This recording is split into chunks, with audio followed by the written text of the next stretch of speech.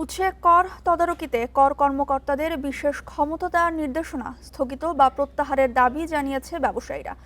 এ নিয়ে এনবিআর-এর চেয়ারম্যানের কাছে যৌথ চিঠি দিয়েছেন সংগঠনের নেতারা। বিজিএমইএ, বিকেএমইএ, ডিসিসিআই, বিসিআই সহ দেশের শীর্ষ ৮ বাণিজ্য সংগঠন ও চেম্বারের দেয়া চিঠিতে বলা হয়েছে, জাতীয় রাজস্ব বোর্ড এনবিআর-এর নির্দেশনার পর উৎপাদন ও সেবা খাতের উদ্যোক্তাদের মধ্যে ভীতি ও উদ্বেগ তৈরি হয়েছে।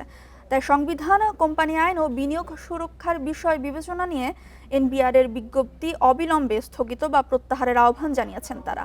এর আগে ১৯ জুলাই উৎসে কর তদারকিতে কর কর্মকর্তাদের যে কোনো ব্যবসা প্রতিষ্ঠানে বিনা বাধায় প্রবেশ, কাগজপত্র তলব ও জব্দ করা সহ ৫ দফা নির্দেশ দিয়েছিল এনবিআর।